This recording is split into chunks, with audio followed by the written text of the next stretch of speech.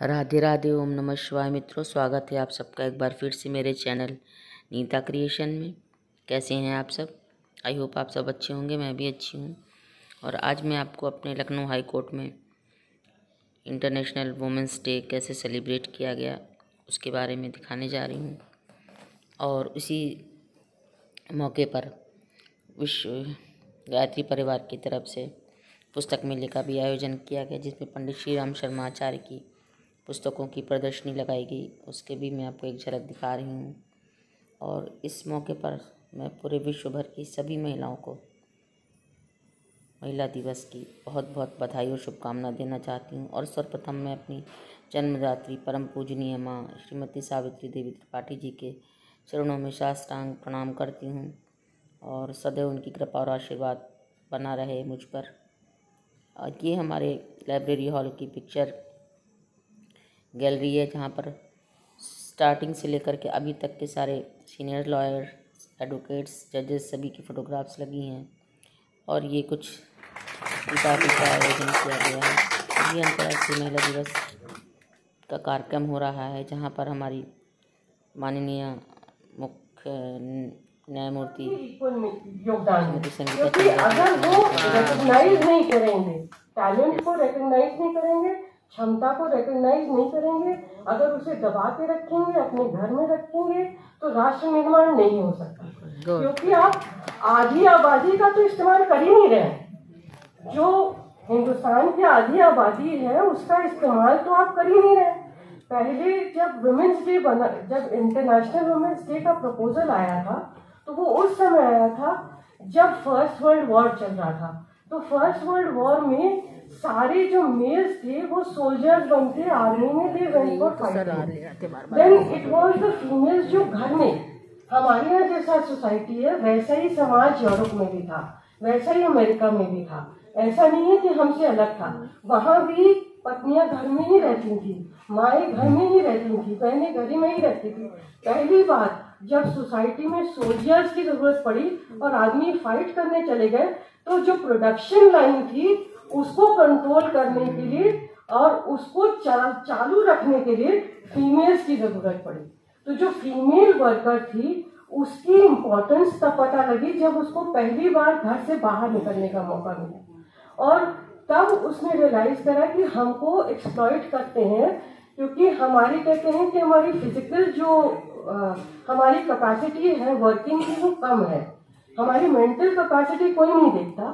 तो इसलिए women's day का प्रपोजल एक लेडी थी जिन्होंने ये 1911 में प्रपोज किया, 1910 में प्रपोज किया, और इनफैक्ट 1911 में उसको जर्मनी, ऑस्ट्रिया, डेनमार्क और स्विट्जरलैंड में 4 कंट्रीज ने अडॉप्ट किया।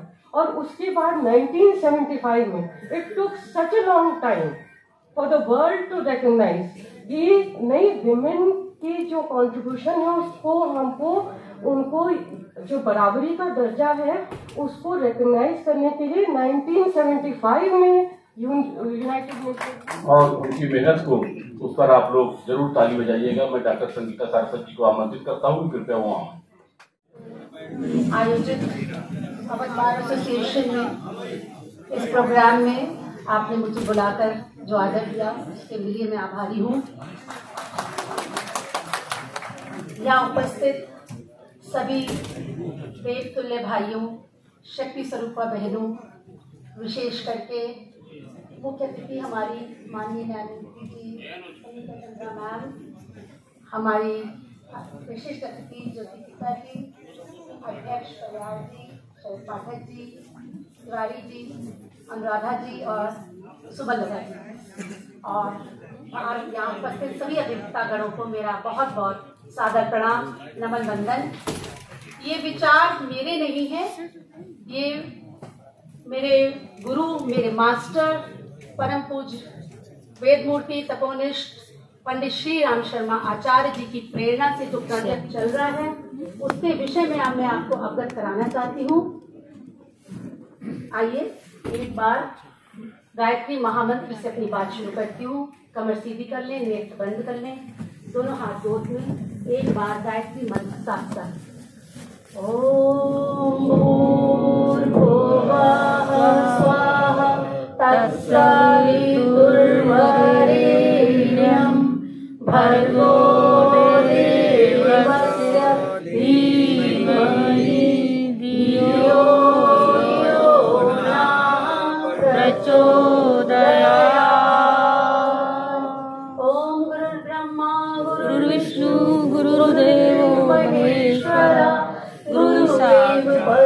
नमः तस्मै श्री गुरुवे नमः तस्मै श्री गुरुवे नमः। देखिए, बहुत हमने चर्चा करी कैसे क्या भूमिका है महिला की राष्ट्र निर्माण में। तो सबसे महत्वपूर्ण भूमिका है महिला की राष्ट्र निर्माण में, क्योंकि जब एक बच्ची हमारे घर में जन्म लेती है तो वो एक बच्ची, बहन, पत्नी, सखा सब कुछ है, लेकिन सबसे पहले वो ब्रह्मांड के लिए एक कोख है। उसके अंदर सृजन की शक्ति है जो ईश्वर ने दी है। ईश्वर ने एक इच्छा कही, एको हम बहुश्यामी, और सृष्टि का निर्माण हो गया। और ये शक्ति मात्र ईश्वर ने नारी को दी है कि वो सृजन कर सके, मनचाही संतान को गढ़ सके। और ये प्राचीन ज्ञान विज्ञान आज हम विज्ञान के माध्यम से प्रूव कर पा रहे हैं। और ये जो योजना है, जो हम बात कर रहे हैं कि भूमिका क्या हो महिला की राष्ट्र निर्माण में, वो एक्चुअल हम उस सपने को साकार कर पा रहे हैं इस प्रोजेक्ट के माध्यम से। बस इसी विषय में मैं आपको बहुत संक्षिप्त में बताऊंगी, क्योंकि विषय बहुत विस्तार का है।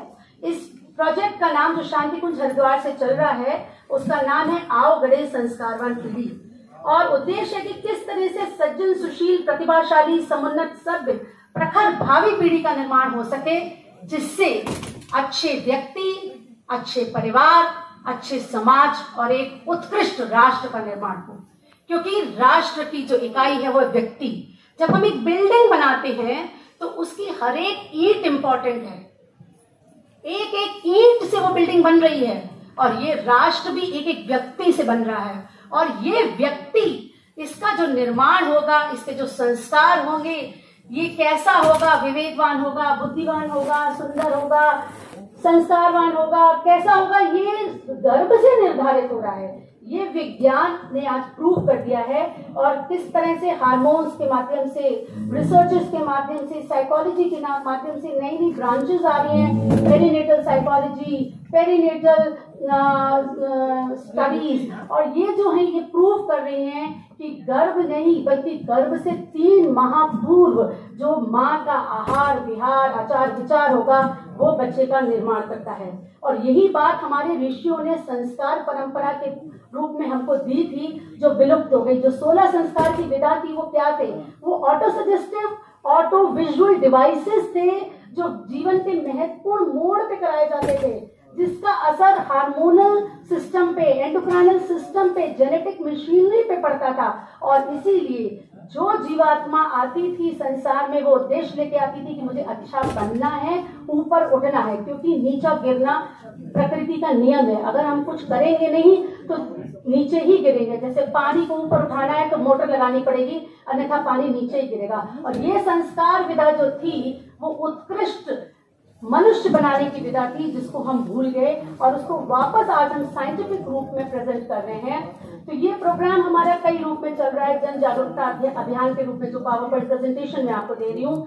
संस्कार एक्चुअली क्या है, वो भी एक कर्मकांड ना होकर के एक शिक्षण का प्रोग्राम है। और गर्भवती माता को इसमें हम प्रशिक्षित कर रहे हैं, इस बात से के लिए ट्रेन किया जा रहा है। क्योंकि ये जानना जरूरी है कि मात्र हम फिजिकल बॉडी नहीं है, हमारा एक सूक्ष्म शरीर भी है, हमारा एक कारण शरीर भी है, जो हमारे विचारों का और इमोशंस का सेंटर्स है।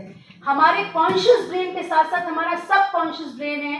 जो सब कॉन्शियस ब्रेन है वो लेकर के गर्भ से 5 वर्ष तक एक्टिव रहता है, जिसे हम अंतर मन कहते हैं, जिसे हम चित्रगुप्त भी कहते हैं, जिसे हम चित्त भी कहते हैं। और चित्त पे जो रिकॉर्डिंग हो जाती है वो परमानेंट हो जाती है। लेकिन ये रिकॉर्डिंग कब होती है? ये होती है गर्भ में, और गर्भ से आने वाले प्रसव के 5 वर्ष के बाद, मतलब बचपन के 5 वर्ष। तो ये पूरा प्रोजेक्ट इस तरह से डिजाइन किया गया है कि माँ के कॉन्शियस माइंड को जागृत किया जाए। हर माँ, हर स्त्री पूरी तरह सजगता से एक बच्चे को इस संसार में लाए। बेहोशी के आलम में न शादी हो, न बेहोशी के आलम में बच्चे पैदा हो।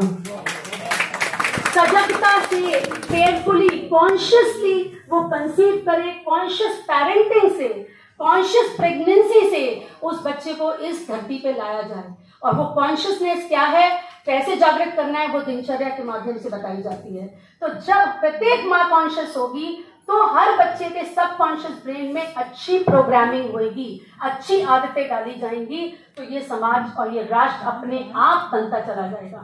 ये बात विश्व स्वास्थ्य संगठन ने बहुत पहले कही थी कि कोई भी व्यक्ति तब स्वस्थ होगा जब वो शारीरिक, मानसिक, सामाजिक, आध्यात्मिक रूप से स्वस्थ है। लेकिन हम डॉक्टर भूल गए, हमारा दोष है, हम भूल गए। हमने केवल पेशेंट्स को क्या दिया, आयरन कैल्शियम की टैबलेट, प्रोटीन सप्लीमेंट्स, एक्सरसाइज बता दी, डाइट बता दी, पर उसकी मानसिक, आध्यात्मिक, सामाजिक स्वास्थ्य की जिम्मेदारी नहीं ली। और यही कारण है कि आज हमारे युवाओं में जो गिरते हुए भावनात्मक नैतिक मूल्य हैं और समाज का ये जो चित्रण हम चारों तरफ देखते हैं और घबराते अपने बच्चों के लिए, लेकिन करते कुछ नहीं है। इसीलिए ये एक बूम सेरेमनी गर्भोत्सव संस्कार प्रोजेक्ट शांति कुंज हरिद्वार से परम आदरणीय डॉक्टर प्रणव पांड्या जी के माध्यम से चलाया जा रहा है और ये देश विदेश में चल रहा है, जिसका उद्देश्य है कि गर्भस्थ शिशु के तीनों शरीरों का परिशोधन हो सके, बच्चा समग्र रूप से स्वस्थ पैदा हो, जिससे शरीर से स्वस्थ, मन से संतुलित, विवेकवान तथा भावनात्मक रूप से सक्षम एक भावी पीढ़ी का निर्माण हम कर सके। जो संस्कार है, जो संस्कार सेरेमनी होती है हमारे यहाँ, वो मात्र एक कर्मकांड नहीं है कि मुंडन करा दिया। मुंडन के पीछे विज्ञान है, यज्ञोपवीत के पीछे विज्ञान है, और इसी तरह से गर्भ संस्कार के पीछे भी विज्ञान है। ये एक तरह का प्रजनन का मनोवैज्ञानिक, सामाजिक, आध्यात्मिक शिक्षण है, जिसमें हम गर्भवती माँ, उसके पति, उसके घर वालों का ध्यान इस ओर दिलाते हैं कि किस तरह से एक अनुकूल वातावरण में, सौहार्दपूर्ण वातावरण में, प्रेमपूर्ण वातावरण में जब माँ रहेगी तो ही उत्कृष्ट संतान का जन्म होगा। किसी ने ईसा मसीह से पूछा कि एक अच्छी संतान पाने के लिए कब से कार्य करना चाहिए। उन्होंने कहा बच्चे के जन्म से 100 वर्ष पहले से। ये अभी मैं आपको विज्ञान से बताऊंगी क्यों 100 वर्ष पहले से। क्योंकि जब जीन्स मॉडिफाई होते चले जाते हैं, जब जीन्स प्योरीफाई होंगे, तभी अच्छी से अच्छी संतानें पैदा होती हैं। रघुकुल में प्रभु राम ऐसे ही नहीं आ गए थे, उनके पूर्वजों ने अखंड तपस्या करी थी। महर्षि व्यास के 5 पीढ़ियों ने तप किया, तब महर्षि व्यास आए। भगवान कृष्ण ने अकेले 12 वर्ष तप किया, तब उन्होंने एक पुत्र को जन्म दिया था, प्रद्युम्न को। तो ये एक शिक्षण का कार्यक्रम है जिसमें हम आहार विहार, सुव्यवस्थित स्वस्थ दिनचर्या की जानकारी देते हैं और बताते हैं माँ को, पति को, घर वालों को किस तरह से शिशु के शारीरिक, मानसिक, भावनात्मक और आध्यात्मिक स्वास्थ्य को देखा जा सकता है, उसकी रक्षा करी जा सकती है और उसके लिए उसको क्या क्या करना है। तो basically this is a program for dos and don'ts of pregnancy. It is a micro spiritual treatment. जैसे हम गर्भवती को कहते हैं, जैसे टिटनेस का टीका बॉडी के लिए लगाया जाता है, तो मनोविकारों को दूर करने के लिए, मन को निर्मल सुसंस्कृत बनाने के लिए ये गर्भ संस्कार का टीका हर गर्भवती को लगाना चाहिए। इसको हम कॉलेजेस, स्कूल्स में लेके जा रहे हैं, because it is not easy to change the mind of an adult. जब वो गर्भवती हमारे पास आती है तो हमारे पास कभी 6 महीने, कभी 8 महीने, इतने ही बचे हैं उसको बदलने के लिए। लेकिन अगर एक बच्चे को हम उसके आहार की, विहार की, अच्छी दिनचर्या की, रेडिएशन से दूर रहने की, ये सब शिक्षा देते हैं, तो हमारी बात बहुत दूर तक जाती है।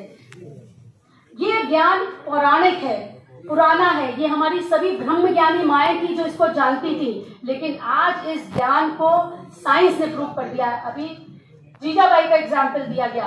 रानी मदालसा ब्रह्म ज्ञानी थी, उन्होंने अपने पुत्रों को अपने बल पे ब्रह्म ज्ञान की शिक्षा दी और गर्भ के उपरांत ही वो लोग चले गए तप करने के लिए। लेकिन उसके बाद जब राजा ने इच्छा जाहिर की तो उन्होंने अगले पुत्र को चक्रवर्ती सम्राट भी बनाया। कहने का मतलब ये है कि ये शक्ति माँ के हाथ में है और ये शोध का विषय आज कैम्ब्रिज विश्वविद्यालय में प्रूव हो चुका है। रूपर्ट शेल्ड्रिक ने एक सिद्धांत दिया है मेटाफिजिकल मॉर्फोजेनेटिक फोर्स का, जो ये बताता है कि माँ की डाइट, लाइफस्टाइल, थॉट्स, बिहेवियर आने वाले बच्चे का व्यक्तित्व का निर्माण करते हैं। आने वाले बच्चे का चरित्र, चिंतन, व्यवहार कैसा होगा, उसका गुण कर्म स्वभाव कैसा होगा, ये माँ के गर्भ से तय होगा, माँ की लाइफस्टाइल से तय होगा। And this is the science of epigenetics which is above genes. Genes के ऊपर जो है वो एपीजीन्स हैं और ये एपीजीन्स को कंट्रोल करते हैं वातावरण। अब जो बच्चा गर्भ में है उसका कोई सेपरेट वातावरण नहीं है, वो माँ के वातावरण में पल रहा है। बचपन में भी बच्चे का कोई सेपरेट वातावरण नहीं है। तो जैसा माँ खाएगी, देखेगी, सोचेगी, सुनेगी, टीवी में क्या देखती है, मोबाइल में क्या देखती है, पति पत्नी आपस में बात कैसे करते हैं, एयर पोल्यूशन लेवल कितना है, रेडिएशन एक्सपोजर कितना है, मोबाइल का यूज कितना है, ये सब फैक्टर्स एपिजेनेटिक्स को कंट्रोल करते हैं और डिसाइड कर सकते हैं कि आने वाला जीवन स्वस्थ होगा कि वो रोगों से पूर्ण होगा। और ये कैसे तय होता है, जब जो भी माँ की मनोदशा होगी उसके अनुसार उसके हार्मोन्स रिलीज होते हैं। जैसे अगर माँ खुश होती है तो उसके अंदर खुशी के हार्मोन्स रिलीज होते हैं, जैसे सेरोटोनिन, एंडोर्फिन, एनकेफ्लिन्स।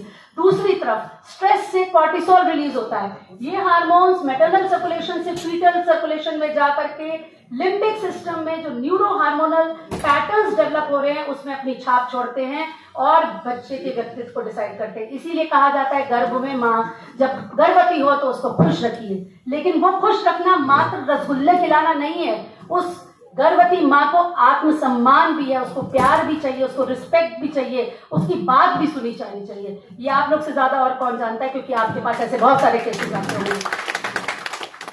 और जब माँ कंटिन्यूसली स्ट्रेस में रहती है तो मेडिकली मैं आपको बताऊं कितना वैसोकंस्ट्रिक्शन हो जाता है, ऑक्सीजन कम हो जाती है, न्यूट्रिएंट्स कम हो जाते हैं, वो बच्चा जो होता है लो बर्थ बेबी पैदा होता है और व्यवहार में वो बच्चा रोने वाला, चिड़चिड़ा, कई सारे mental disorders, ADHD, down syndromes लेकर के पैदा होते हैं। और आज ये बढ़ रहा है, ये प्रॉब्लम्स बढ़ रही हैं और हम लोग क्या कर रहे हैं उल्टा एलोपैथी में, we are going in for more and more testing rather than controlling the root problem. हम टेस्टिंग करा रहे हैं कि हर माँ की डाउन सिंड्रोम की टेस्टिंग होती है, डुअल मार्कर कराते हैं, क्वाड्रुपल मार्कर कराते हैं, but this is more important to control stress और मैलन्यूट्रिशन। जिसे हम आज मैलन्यूट्रिशन, आज कोई भूखा नहीं है, आज हमारे देश में इतनी गरीबी नहीं है कि कोई भूखा मर रहा है, लेकिन आहार के प्रति जागरूकता नहीं है। माँ क्या खा रही है, मोमोज, पिज्जा, बर्गर, और इससे जो मैलन्यूट्रिशन हो रहा है उससे 30 साल की उम्र में diabetes, heart disease, coronary heart disease, ये सब डेवलप हो रहा है। कैंसर जिसकी जड़ गर्भ में पड़ गई और इसको एक नया नाम दे दिया गया है adulthood diseases of fetal origin. ये बीमारियां जो डायग्नोज होती हैं 30 साल पर उनकी जड़ जो थी गर्भ में पड़ गई थी। सबसे इंपॉर्टेंट ऑर्गन है मस्तिष्क। You may not be knowing कि कंसेप्शन के मात्र 2 वीक्स के बाद से ब्रेन डेवलप करना शुरू कर देता है, जबकि माँ को ये पता ही नहीं होता कि वो प्रेग्नेंट है, क्योंकि हमारे देश में 80% pregnancies are accidental pregnancies. So we are trying to go in for planned pregnancy. तभी वो समझेगी कि फोलिक एसिड की इंपॉर्टेंस क्या है, ये आध्यात्मिक दिनचर्या की जरूरत क्या है, क्योंकि 3rd-4th वीक में ब्रेन के इंपॉर्टेंट ऑर्गन जैसे न्यूरो एक्टोडर्म, न्यूरल ट्यूब सब बन जाते हैं। This is a new term, genomic imprinting. ये तय करता है पिछले 3 महीने में जब स्पर्म और ओवा डेवलप कर रहे थे उस समय माँ का आहार विहार क्या था, क्योंकि ये डिसाइड करेगा कि आने वाला जो जाइगोट बन रहा है वो हेल्दी है कि नहीं। 16 सप्ताह में मस्तिष्क तेजी से 2.5 लाख प्रति मिनट की रफ्तार से बढ़ने लगता है। बच्चा आवाज, महक, स्वाद को सबको पहचानने लगता है, लेकिन ये पता ही नहीं कि बच्चा कैसी आवाज चाहता है। बच्चा सुरीली आवाज सुनना चाहता है, वो रेजोनेंट वॉइस सुनना चाहता है, वो वेद की ऋचाएं सुनना चाहता है, वो भजन सुनना चाहता है, वो ढमढम वाला डीजे का म्यूजिक नहीं सुनना चाहता है। 6 मंथ में मस्तिष्क की कोशिकाएं 5 लाख प्रति मिनट की रफ्तार से बढ़ने लगती हैं। साइनेप्सिस 1.8 लाख पर सेकंड की रफ्तार से बढ़ने लगते हैं। मतलब you see how the brain architecture is developing and this is the actual the base. और 2nd ईयर में बर्थ के brain architecture is equal to adult brain. केवल सर्किट कंप्लीट नहीं हुआ है, बाकी सब कुछ अडल्ट ब्रेन जैसा डेवलप कर चुका है। तो बच्चे का जन्म उसकी बर्थडे नहीं, उसका 9 मंथ्स बिफोर सेलिब्रेट करना चाहिए हमको, क्योंकि उसका जो कंसेप्शन था वो डेट है जब उसमें जिंदगी आ गई थी और उसका निर्माण शुरू हो गया था। बच्चे के इमोशनल सेंटर 6 मंथ्स में बन जाते हैं। प्यार, खुशी, दुख, तनाव बच्चा पहचानता है। This is a very important video, just have a look. इसमें ये इटालियन कपल का वीडियो है, अल्ट्रासाउंड, एक्चुअल अल्ट्रासाउंड वीडियो है, जिसमें पति पत्नी पहले शांत हैं, फिर लड़ने लगते हैं, तो बच्चा उछलेगा, डर जाएगा, और जब कुछ सामान फेंका जाएगा तो देखिए, और नहीं किया बेटा, sound, just a second please, just a second, sound नहीं आ रहा इसमें।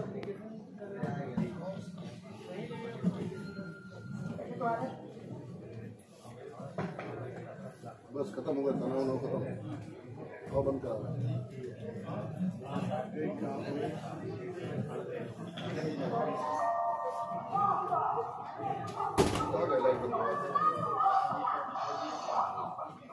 आप लोग को कुछ सुनाई दिया? हाँ, तो दिस इज द कंसेप्ट। ये कुछ फेल कर दिया। जब बच्चा मतलब माता पिता शांत थे तो बच्चा शांत था, जैसी उनमें जोर जोर से आवाजें पैदा हुई वो उछला, और फिर जब कुछ सामान फेंका गया तो तेजी से उछला। अब मेडिकली यूसी जब हम डर जाते हैं तो हमारे हार्ट रेट, रेस्पिरेटरी रेट सब बढ़ जाता है, और यही इस बच्चे के साथ गर्भ में हो रहा है। किसी किसी घर में हम देखते हैं कि यही एपिसोड दिन में 10 बार 50 बार रिपीट होता है। इसमें अननोन टेकिकार्डिया मतलब हार्ट रेट का बढ़ना बहुत तेजी से होएगा, और इसमें अनएक्सप्लेन्ड इंट्रा यूट्राइन डेथ भी हो सकती है। ये स्ट्रेस का इफेक्ट है। ये देखिए, ये माँ बहुत अवेयर है, बच्चे को कहानियां सुना रही है, लोरी सुना रही है, तो इस बच्चे का रिएक्शन देखिए। दिखाने का तात्पर्य केवल ये है कि साइंस ने प्रूव कर दिया है कि बच्चा रिएक्शन देता है इमोशंस के प्रति गर्भ में। This is a smiling baby, और हम चाहते हैं हमारा पूरा विश्व ऐसे स्माइलिंग फेसेस से भर जाए। न्यूरॉन्स का डेवलपमेंट बहुत तेजी से म्यूजिक के इफेक्ट में होता है। ये फोटोशॉप वीडियो है, बस ऐसा म्यूजिक हम लोग गर्भ संगीत के रूप में गर्भवतियों को सुनाते हैं, उनको ट्रेन करते हैं उनको कैसा म्यूजिक सुनना है। सभी केंद्र 8 मंथ में बन जाते हैं, मेमोरी सेंटर्स बन जाते हैं। Now this is not a computer, developing brain है, कंप्यूटर नहीं है कि जो हमने मन चाहा उसको हम डिलीट कर देंगे और सेव कर देंगे। जो रिकॉर्ड होएगा वो परमानेंट रिकॉर्ड होएगा सबकॉन्शियस ब्रेन में, और हार्डवेयर बन के उसकी आदत बन जाएगा, उसका संस्कार बन जाएगा। बच्चे का ब्रेन इतना वास्ट है लर्निंग में कि वो अकेले माँ से 5000 नए शब्द सीख सकता है। ये वीडियोस ऐसे बच्चों के हैं जिनकी माताओं ने गर्भ से उनको ट्रेन किया।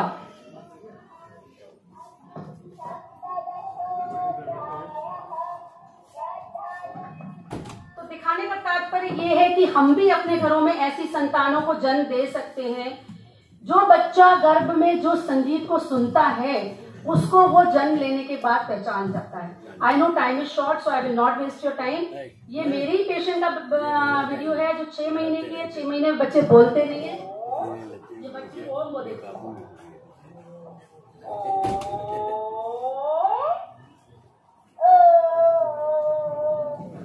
6 महीने का बच्चा है। So it is not impossible. जो ट्राई करेंगे तो हो सकता है। हर बच्चा आप 2 सेकंड के लिए बस आंख बंद कर लीजिए और अपने बच्चों का ध्यान करिए और सोचिए कि वो क्या चाहते थे आपसे। माँ, मेरा मस्तिष्क अभी भी बढ़ रहा है, कृपया मुझे प्यार कीजिए, मेरी रक्षा कीजिए, मेरे लिए अच्छी पुस्तकें पढ़िए, अच्छे संगीत को सुनिए, अच्छी कहानियां सुनाइए, पौष्टिक आहार खाइए, खुश रहिए, जिससे मैं दुनिया में एक सफल खुशहाल इंसान बन सकूं। मात्र सक्सेसफुल नहीं होना है, सफल के साथ साथ खुशहाल भी होना है। IQ के साथ साथ EQ भी इम्पोर्टेंट है, SQ भी इम्पोर्टेंट है। मात्र IIT में सेलेक्ट होना, बहुत सक्सेसफुल होना, बहुत प्रतिभावान होना केवल पर्याप्त नहीं है। भाव संवेदना बहुत इम्पोर्टेंट है। जब तक हम दूसरे का दुख नहीं समझेंगे, मानवीय गुणों को विकसित करना बहुत जरूरी है, जिसको हम कहते हैं SQ। Now this is becoming a topic of research. Radiation के प्रति जागरूक करना बहुत इंपॉर्टेंट है। इससे इनफर्टिलिटी हो रही है, ब्रेन ट्यूमर्स डेवलप हो रहे हैं, और इसी के अनुसार अब एक आदर्श दिनचर्या हम गर्भवती को बताते हैं, जिसमें हम उसको जब ध्यान with scientific reason, scientific researches prove करके वो उसको गाइड करते हैं। जब ध्यान, योग, प्राणायाम, स्वस्थ आहार की योजना, अच्छी पुस्तकों का अध्ययन, स्वाध्याय और साथ में गर्भ संगीत और गर्भ संवाद, फीटल कम्युनिकेशन, इसकी टेक्निक सिखाते हैं। और आपको जान करके खुशी होगी, this Garbh Sanskar is spreading so fast. हमारा course has been accepted in the Kanpur university. I am going personally and teaching over there. आपके लखनऊ यूनिवर्सिटी में भी ये कोर्स चल रहा है। तो आज का जो मेरा उद्देश्य था कि एक नई कम्युनिटी में आप लोग के बीच में आकर के मैं आपको अपने इस विषय के बारे में बताऊं, तो आप लोग बहुत लोगों से मिलते हैं और आप इसके माध्यम से एक बहुत अच्छे राष्ट्र का निर्माण कर सकते हैं। आपके संपर्क में जितनी बच्चियां, गर्भवती माताएं, घर में माँ, घर में बेटियां, बहुएं, पड़ोस में, मित्र में, रिश्तेदारी में, जो कोई भी संपर्क में आए, आप उसको इस विषय से अवगत कराइए, उसको ज्ञान दीजिए कि this is a technique to have a child in your house. It is not important कि संतान को जन्म देना है, सुसंतति का निर्माण करना है, और वो निर्माण की शक्ति माँ के हाथ में है, because mother is the genetic engineer of that baby. तो इस एरा का क्या, इस पूरे युग की जो आर्किटेक्ट है वो नारी है, क्योंकि 21वीं सदी है नारी सदी। मेरे पीछे बोलिए, 21वीं सदी नारी सदी। धन्यवाद। इसी के साथ मैं अपनी वाणी को बुला दूंगी। ओम शांति।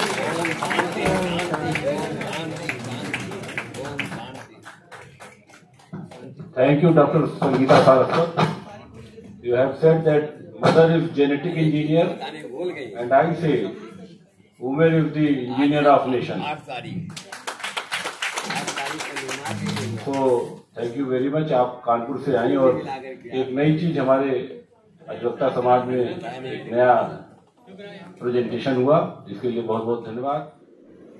अब अपर महाधिवक्ता श्रीमती ज्योति सिक्का जी के विचार सुनिए। ये बहुत अच्छा श्लोक था उस समय के।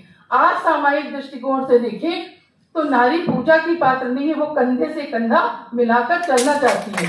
वो हर जगह आप देखिए, हर क्षेत्र में नारी ने अपना वर्चस्व कायम किया है। वो कई उदाहरण है, चाहे अभी गुंजन सक्सेना की बात देख लीजिए जिसपे फिल्म भी बनी, या आप वो देख लीजिए मिशन मंगल, जिसमें एक नारी की क्या है महत्ता कि वो दोहरी जिंदगी बहुत बखूबी निभा लेती है। वो साइंटिस्ट थी, उसमें एक उदाहरण था कि वो साइंटिस्ट थी, पूरी बनाते समय भी उसके दिमाग में चल रहा था कि मैं क्या करूं जो वो उपग्रह जाना है उसका ईंधन उसमें कम हो और वो वहां तक चला जाए। उसने देखा क्योंकि उस उपग्रह को ऐसे छोड़ना था कि उसका लोड ज्यादा हो जा रहा था, तो उस उपग्रह को ऐसे छोड़ना है कि उसमें ईंधन भी कम हो, क्योंकि ईंधन ज्यादा भरने से वो भारी हो जाता था और जा नहीं सकता था। उसने देखा कि जब वो पूरी तल रही है, गैस बंद करी तो उसमें भी 3-4 पूड़ियां निकल आई। उसने उसी समय उससे कोरिलेट करके वहां वो आइडिया निकाला और ईंधन डाला और बीच बीच में उसको ऑफ करते हुए उपग्रह प्रक्षेपित आसानी से कर दिया। ये हमारी महिलाएं, ये दोहरी भूमिका निभाती हैं। महिलाएं ये नहीं है कि खाली परिवार का ही पालन पोषण करती हैं, वो अनुशासन भी अच्छा जानती हैं, वो एडमिनिस्ट्रेशन भी अच्छा करती हैं। जरूरत है सिर्फ उन्हें मौका। जुडिशरी में ऊपर एलिवेशन में महिलाओं की संख्या कम है और हम बहुत गौरवान्वित हैं कि हमारी एकमात्र माननीय न्यायमूर्ति संगीता चंद्रा जी हमारी अवधवाद से वहां निकल के गई और हम इस सबसे बहुत ही गौरवान्वित हैं। उनकी मेहनत और प्रतिभा को सभी बहुत अच्छी तरह से जानते हैं, क्योंकि वो हमारे बार की सदस्य नहीं है। तो इस पे ये कहना है कि बार को भी ये देखना चाहिए कि महिलाओं की भागीदारी, लेकिन उस पे भी मैं ये नहीं कहती कि एलिवेशन के लिए कोई उनको सोर्स लगाए या कहे। मेरिट के हिसाब से अगर उनको देखा जाए, योग्यता पे, वो याचना नहीं चाहते। ये होता है कि रिजर्वेशन जो है महिलाओं का, उतना रिजर्वेशन क्यों नहीं मिला, चाहे ये बार हो या आप पॉलिटिक्स में चले जाइए, वहां भी टिकट नहीं मिलता। योग्यता देखिए, योग्यता पे आप उनको मौका तो दीजिए, तभी तो वो समान रूप से आपके साथ खड़ी होंगी। वो मौका उन्हें नहीं मिल रहा है। अपेक्षा ये की जाती है कि श्रद्धा और पूजा की जगह नारी को बराबर से खड़े होने का मौका दो, और उस मौके का हम नारी फायदा उठाकर दिखाएंगे और साबित करेंगे कि हाँ हम कर सकते हैं। और हमने किया भी है। इसका ज्वलंत उदाहरण मैं बता चुकी हूँ। सुनीता विलियम से लेके इंदिरा नूई तक देख लीजिए। इंदिरा नूई पेप्सिको की पहली प्रेसिडेंट वहां बनी। अब यहाँ आज मैंने देखा जो पद्मजा जी थी, जिनका जिक्र अभी परिहार सर कर रहे थे, वो झंडे गाड़ के आई हैं अमेरिका में, जिन्होंने अमेरिका में उन्होंने झंडे गाड़े, वहां SBI की हेड रह के आई। और यहाँ भी इंडियन ओवरसीज बैंक की CEO है और कितनी योजनाओं में सक्रिय भागीदारी निभा रही है। रियली सॉरी, लेकिन मौसम चेंज है, उसका असर है, अपने लोग हैं, इसलिए मैंने बिना किसी औपचारिकता के इस तरह से पानी पी लिया। Thank you. आप लोगों का इसी तरह से स्नेह मिलता रहेगा तो हमारा पूरा सहयोग आप लोगों के साथ है, और आपका सहयोग हमें सदैव चाहिए। बस एक्नॉलेजमेंट की जरूरत है। जो मैं देख रही थी कहीं बहुत कम होता है मैं मंच में विराजमान जरूर थी, लेकिन उतनी एक्नॉलेज नहीं हो रही थी जितना मैं सोच रही थी। लेकिन कोई बात नहीं, कोशिश यही है कि बार में भी, अब बार में देख लीजिए, बार में आज तक कोई भी महिला अध्यक्ष या महासचिव नहीं रही है, जो कि होना चाहिए। अच्छा, उसके पीछे कई रीजन है, इसको कोई हमारे पुरुष सहयोगी जितने हमारे अधिवक्ता भाई बंधु हैं अन्यथा नहीं लेंगे, क्या उनमें योग्यता नहीं है। लेकिन 2 कारण है, मुझे लगता है जब से मैंने वकालत ज्वाइन की है तब से मैं ये देख रही हूँ। कारण क्या है, एक तो महिला खुद आगे बढ़ना नहीं चाहती, क्यों? क्योंकि वो इतनी पार्टीज और ये जो अब सिलसिला निकल रहा, पहले नहीं था जब मैंने ज्वाइन किया था, वो इतना खर्चा नहीं कर सकती। मेरे जैसी भी महिला कहती है जो मैं वकालत से कमाऊंगी वही लगाऊंगी, उससे अलावा घर से एक भी पैसा नहीं। ये मेरी शुरू से सोच है। अगर मैं वकालत में आई हूं तो मुझे साबित करना है। क्या हम नहीं लड़ सकते? बिल्कुल लड़ सकते हैं। हमारी कोई जितनी भी महिला अधिवक्ता बहनें हैं वो अध्यक्ष और महासचिव के पद पे क्यों नहीं आती, क्यों नहीं ट्राई करती? और ट्राई भी करती हैं तो सबसे दुर्भाग्यपूर्ण बात यह है कि उनको आगे बढ़ने में हमारी ही महिला अधिवक्ता बहनें मदद नहीं करती। हमारे अध्यक्ष जी ये सोच और महासचिव ये ना सोचें कि हमने इनको माइक देके गलती की लेकिन I am sorry for that. लेकिन ये है कि आगे है मेरिट पे अध्यक्ष और महासचिव चुने। मैं ये नहीं कहती कि वो महिला है इसलिए उसको अध्यक्ष बना दो या महासचिव बना दो, पहले उसका मेरिट देखिए, अगर है इस लायक तो जरूर कीजिए। मेंस डे बनता है, डॉटर्स डे बनता है, ना संडे बनता है और ना मेंस डे बनता है। मैंने सोचा बात तो सही है उसकी।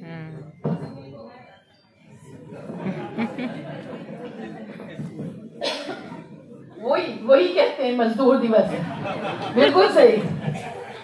लेकिन ये हम लोग ऐसा क्यों कहते हैं? हम लोगों को भी नहीं कहना चाहिए। यहाँ उनके लिए, उनके सपोर्ट में हमें खड़े होना चाहिए। तो मैंने सोचा बात तो बिल्कुल सोचने वाली है, तो मैंने उससे सोचा, फिर मैंने कहा बात ये है कि उनको उस दिन ये बताया जाता कि तुम्हारा भी महत्व है। अगर उनका जैसे हिंदी दिवस मनाया जाता, क्यों? हमारी हिंदी की इतनी दुर्दशा है, हिंदी दिवस मनाना मजबूरी हो जाती। हमने अपने बेटे को बताया भाई, उनको इसलिए बताना पड़ता है कि भाई तुम भी हमारे लिए वैल्यू रखती हो, इसलिए विमेंस डे बनता है। एक दिन मना, अरे क्यों नहीं हर दिन हमारा महिला दिवस होता है। और ये महिला दिवस की शुरुआत हुई थी उससे हुई थी 1911 में, ये ऑस्ट्रिया जर्मनी वहां शुरू हुई थी महिला दिवस की शुरुआत। क्यों हुई थी? वेतन विसंगतियों की। वहां भी महिलाओं को वेतन कम मिलता था। क्यों मिलता था? कि इनका क्या है, इनका मैटरनिटी लीव है, अगर भाई उसकी दिक्कत है वो रुक गई, इन्होंने काम तो ऑफिस में किया नहीं, सैलरी पूरी चाहिए। इसलिए महिला दिवस की शुरुआत हुई थी और आज तक हम वो यत्र न्यायस्तु पूजन्ते पे ही टिके हुए हैं, आगे बढ़ने की कोशिश नहीं हुई। इसी अपेक्षाओं के साथ कि हम लोगों को बाहर में भी अच्छे प्रदर्शन का मौका मिलेगा, हम एक दूसरे का सहयोग करेंगे। हाँ, अपने साथी अधिवक्ता बंधुओं के साथ भी हैं और मेरिट पे ही चुनेंगे, चाहे वो पुरुष हो चाहे स्त्री हो, लेकिन आए सभी लोग। फ्रेंड्स, मुझे इस प्रोग्राम में शामिल होकर बहुत अच्छा लगा। आप लोग बताइएगा आप लोगों को कैसा लगा। Love you all, bye.